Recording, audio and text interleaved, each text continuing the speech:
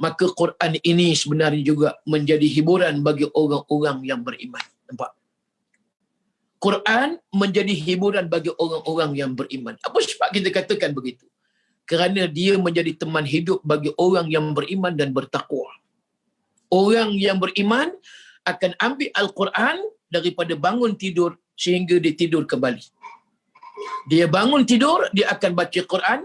Dia nak tidur juga, dia baca Al-Quran. Hiburan. Apa yang kita faham dengan hiburan?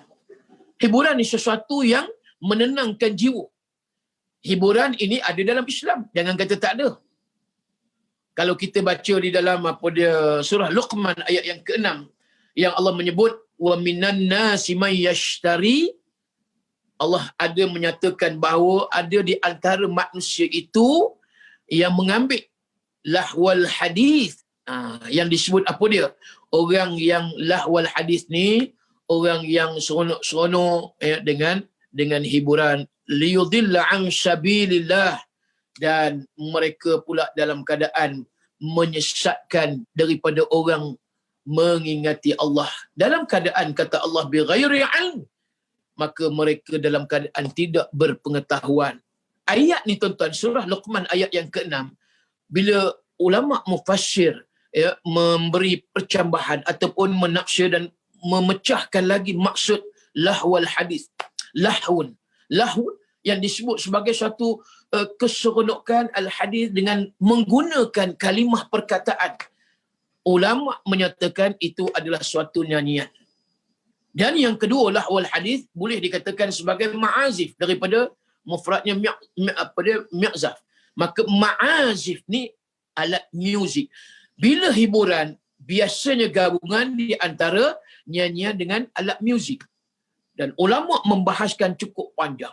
Ada menyatakan hukumnya haram mutlak, sampai tak boleh langsung. Tetapi bila mana kita ambil balik, kita tengok juga pandangan-pandangan pendapat-pendapat ulama yang lain menyatakan, adakah haram mutlak hiburan di dalam Islam?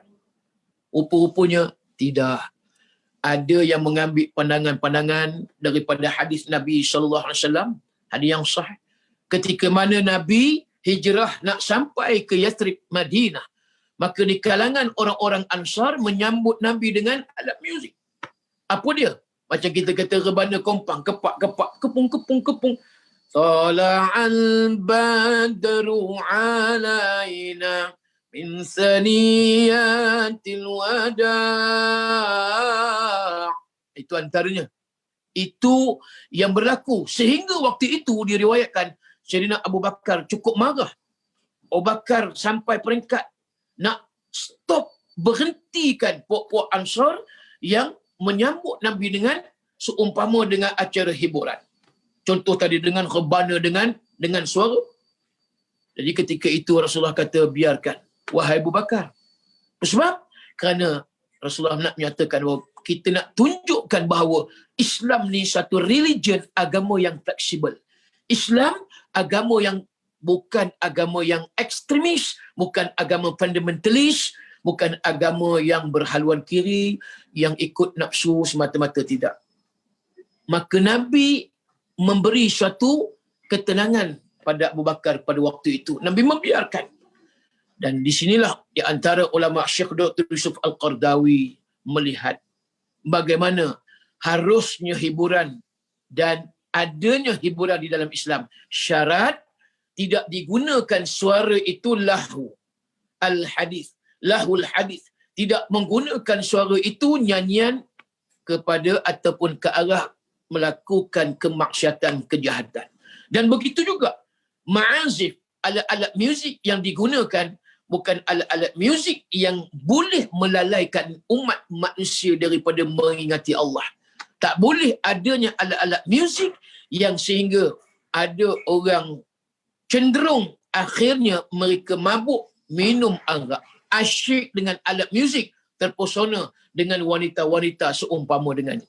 Maka panjang perbahasan ulama.